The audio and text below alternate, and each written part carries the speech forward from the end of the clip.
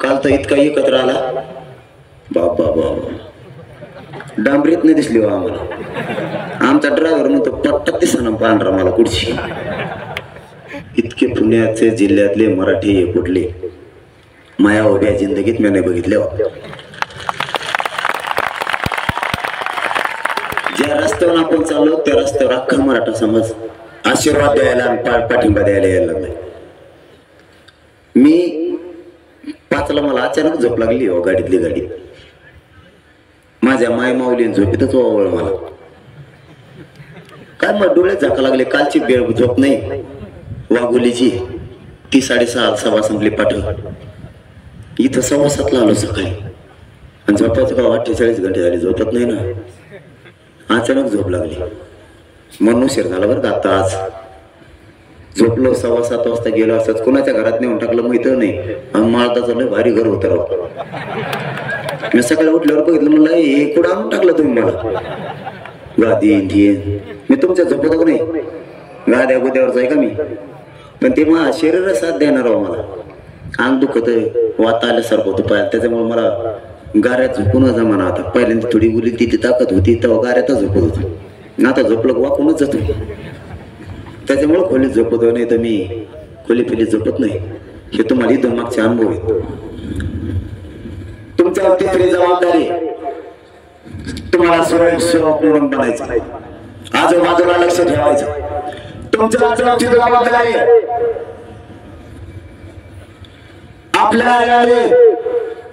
आपल्या अंगाला कोणी जबाबदार उद्रेक करायचा प्रयत्न करतो त्याच्यावर बारकाईने लक्ष ठेवायचं. त्याला पळून द्यायचं नाही.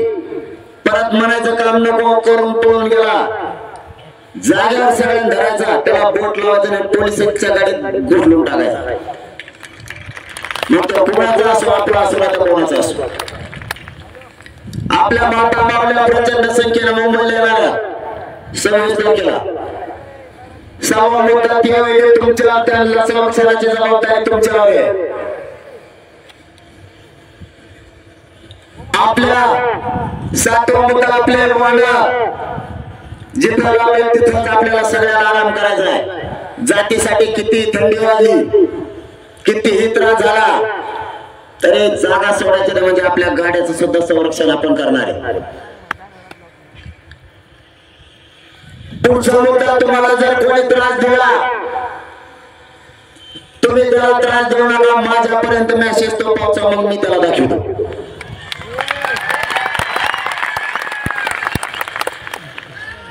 सरकारकडून काही तुमच्यावरती दडपण आणण्याचा प्रयत्न केला तर त्याला उत्तर तुम्ही देऊ नका.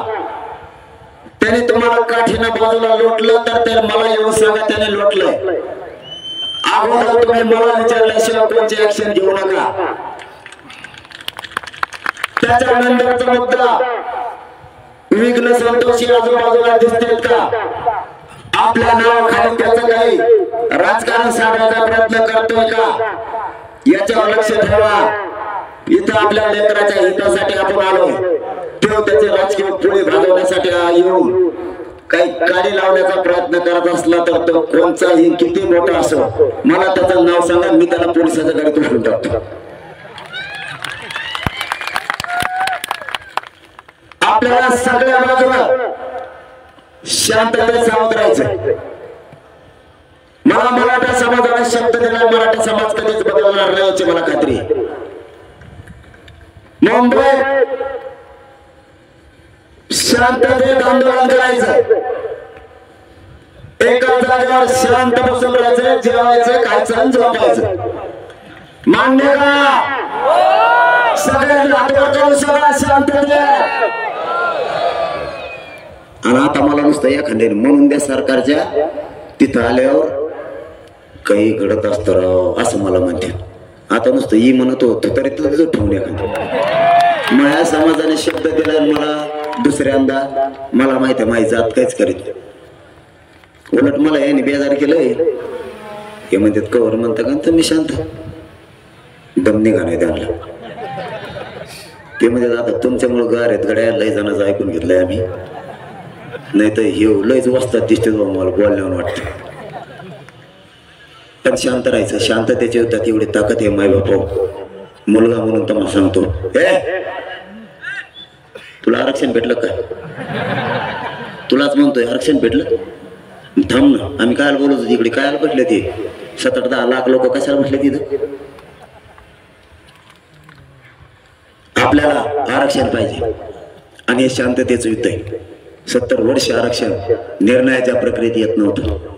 या शांततेच्या आंदोलनानं आरक्षण शेवटच्या टप्प्यात आणून ठेवलंय. आतापर्यंत 54 लाख मराठ्यांना आरक्षण मिळालं. आपली मागणी आहे 54 लाख मराठ्यांना तात्काळ प्रमाणपत्र द्या, त्याच्या परिवाराला तात्काळ द्या आणि सगळ्या सोयऱ्यांचा अध्यादेश करा. गंगोतातील सगळे सोयरे असं आपण त्यांच्याकडे मांडलेलं आहे. आणि छोट्या मोठ्या 2-4 आहे, पण मेन याच्यातच माझं मराठ्यांचं भविष्य. आणि आरक्षण कुणबी प्रमाणपत्र म्हणजे ओबीसीतूनच आहे आणि आरक्षण मराठ्याला ओबीसीतूनच पाहिजे. कोणती कोण आम्हाला नको.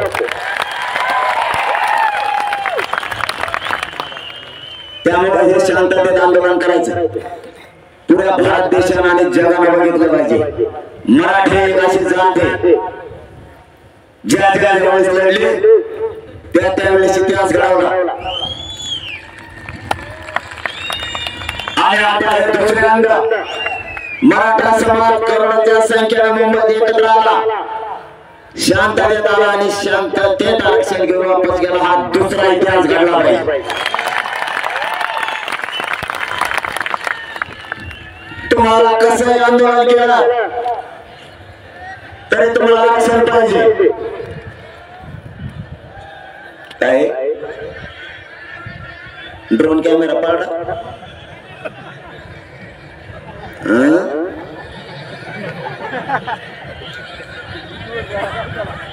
पाणी टाका, पाणी टाका. बाकीचे बाहेर आहे, बाकीचे ना बाहेर, बाकीचे बाहेर आहे.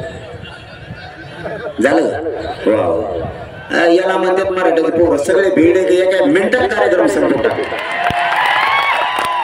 गाडी पेटली होती, 2 ठिकाणी पाणी ओतलं, ओढून गाडी. बाकीच्या नुसतं त्याच्यावर बसले की ते इजून गेलं. एका एक पाय ठेवला, 200 पोरांनी त्याच्यावर पाय ठेवला, ते इजून गेला. आपण मराठ्यावर पुढे आग सुद्धा लागलं.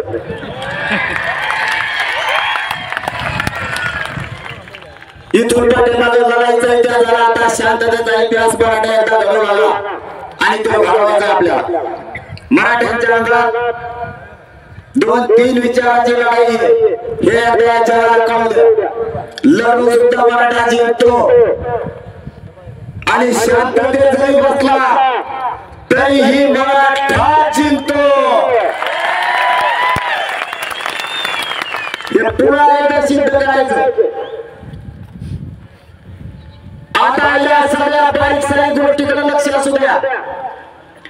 रस्त्याला ट्रॅफिक करायला सुद्धा आपल्या पुढे गाडीतून उतरून मदत करत जा. गाड्या आता पुढे एका मागे घ्या, पुढे घेऊन पळापळी करू नका. सगळ्यांनी व्यवस्थितच थांबायचंय. आपण आधीच जाऊन थांबू नका ना, एका मागे एक थांबा ना. मग रती कोणीच नाही. आपण इकडं गेल्यानंतर पुढे तसं मागं नाही म्हणत मी.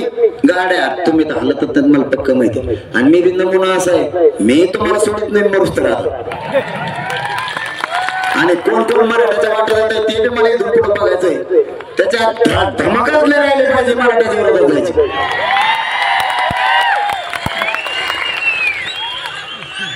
यांच्या वळवळ्यात पण करतो. फक्त एकदा आरक्षण मला शांततेत घेऊन आला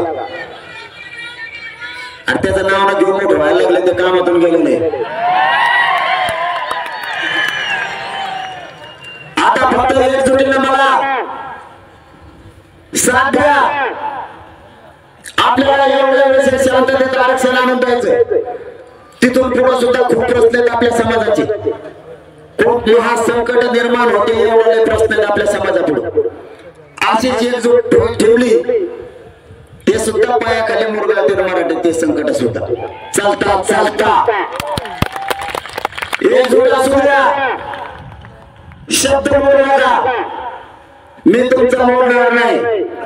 आतापर्यंत नाही मोडला. शेवटचा शब्द सांगतो, शेवटच्या माणसाला आरक्षण मिळाल्याशिवाय आंदोलन बंद होणार नाही. आंतरराष्ट्रीय आंदोलन आज नाही सुरू आहे. सकाळी पोषणवाले सकाळी पोषण करताय आणि रोज संध्याकाळी महाराज मंडळींचं कीर्तन आहे. महाराज मंडळी पहिल्यांदा वेगळंच भसन करीत होती कीर्तन, आता सगळं मुंबईच सांगत आहे. ती डायरेक्ट महाराज मंडळीला माझी विनंती, या लोणावळा या मावळ प्रांतात तुम्ही समाज प्रबोधन करताय. या आंदोलनाला आपण प्रचंड ताकद दिलेली, याची जाणीव मराठ्यांना. तुम्हाला मधल्या काळात काही त्रास झाला काही महाराज मंडळीला, हे सुद्धा आम्हाला माहिती. आम्ही तुमच्या बाजूने बोललो नाही, कारण आरक्षण घ्यायचं. तुम्हाला त्रास दिलेला आमच्या पक्का ध्यानात, एकदा आरक्षण मिळू द्या, त्यांचा हिशोब आम्ही पुरा करणार. तुम्ही फक्त मग हटू नका. या मराठ्यांच्या लेकराशी पाठीशी महाराष्ट्रातला सगळा मराठा समाज जनजागृतीसाठी पुन्हा सज्ज व्हा आणि यांच्या पाठीशी उभा राहा. तुम्हाला दिलेल्या त्रासाचे सगळ्यांना माहिती. फक्त या आंदोलनात आपल्याला वेगळं वळण लावायचं नव्हतं, म्हणून त्यांचं ऐकून घेतलेलं आहे. मी सुद्धा अपमान पचवलेला माझ्यावर झालेला सुद्धा सगळे हिशोब होणार, पण मराठ्यांना एकदा आरक्षण मिळालं. आजूबाजूला लक्ष असू द्या, पुन्हा एकदा सांगतोय, आजूबाजूला लक्ष असू द्या. स्वयंसेवक बना, रस्त्यात उतरून एकमेकाला गाड्या काढू लागा. कुणाची बंद पडली त्याला मदत करू नका. 2-3 गाड्या तिथंच थांबत जा. पाठीमागून 10 घंटे लेट आलं तरी चालतंय, सगळे मुंबईकडे जाणार आहे. एकट्याला वाऱ्यावर सोडायचं नाही. एकमेकाला कोणाला काही दुखापत झाली तर अँब्युलन्सला रस्ता ताबडतोब देत जा, त्याला गाडीत टाकत जा. ओळखीचा नसला तर त्याच्या सोबत तुम्ही त्याचा घरचा म्हणून जात जा. कोणाला जेवायला नसेल तर आपण शिल्लक घेतलेला डबा त्याला द्या. कोणाकडे पाणी नसेल तर दोघं एका बाटलीतला अर्धा पे आपण मदत करा. एकमेकाशी सावध भूमिका करा. आणि सगळ्यात मोठं आपल्या समोरचं चॅलेंज आहे, आपण या ठिकाणावर बसलो, हे ठिकाण आपलं आंदोलन समजा. फक्त हे एवढंच ठिकाण. आपल्या ठिकाणापासून 10 फूट किंवा 10 मीटरवर जरी कुठं दगड हल्ला, कुठं जाळपोळ झाली, ती उद्योग तुम्ही तुमचं सरकार बघा म्हणायचं, आम्हाला नाही माहिती. आमच्या एरियात आम्ही बघतो आणि आपल्या एरियात वळ करायला लागला का पेंटीला धरून खाली बसायचं, जागा हलवण्यात द्यायचं नाही. आणि आपला असला तरी गाडीत उचलून फेकायचा, पोलीस बांधवायचा. सगळी जबाबदारी आपल्याला सांभाळायची, आपली फक्त. बाकीच्यांचा आपण काय ठेका नाही घातला. ते बाकीचं कोण आहे ते तिकडे बघ म्हणायचं. आपल्यापासून लांब झालेला आपला त्याचा काही संबंध नाही.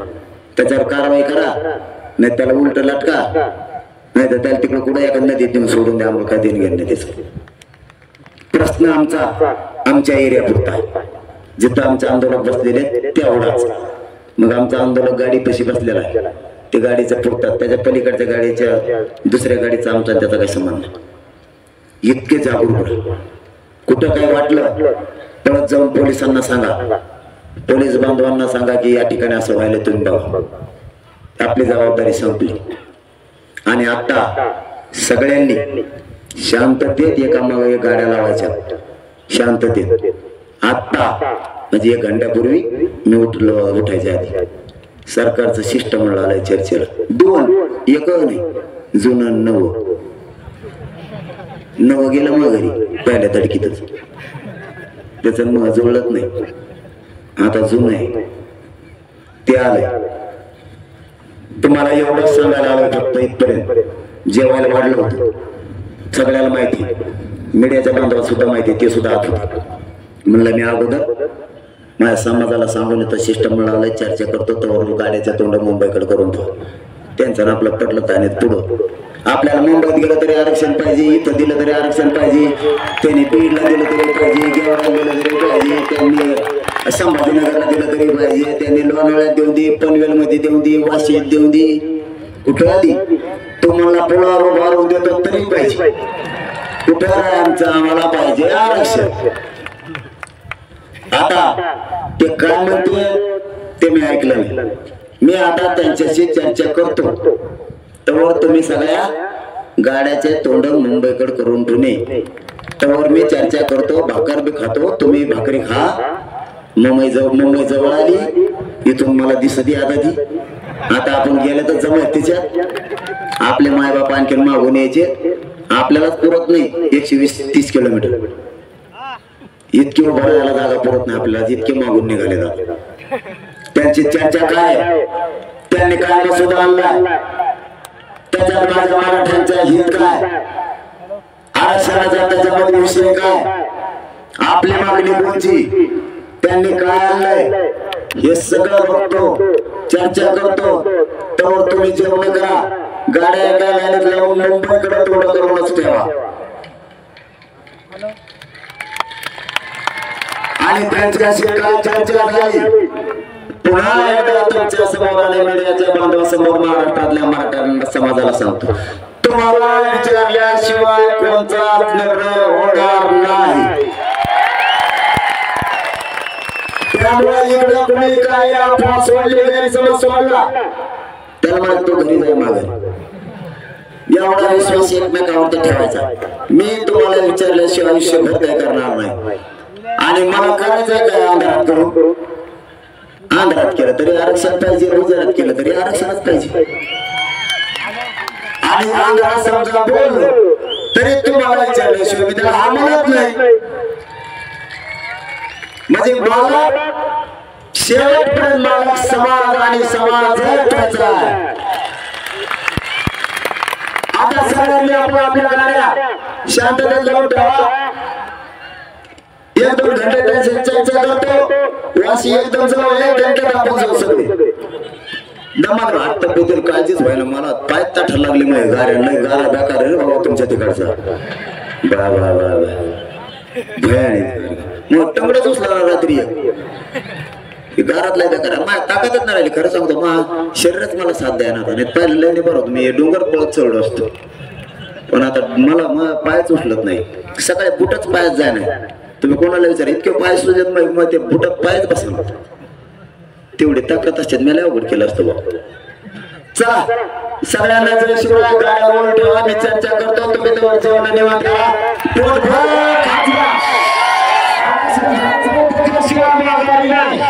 धन्यवाद. जय शिवाय. काय सोड रे तोंडात गेलं मला सांगा जाईल काही सोडायचं असलं. सर्वांनी आपल्या गाड्या काढून घ्यायच्या. दादांचा येईपर्यंत तुमचा फोन बंद आहे. आणि सगळे शांततेचा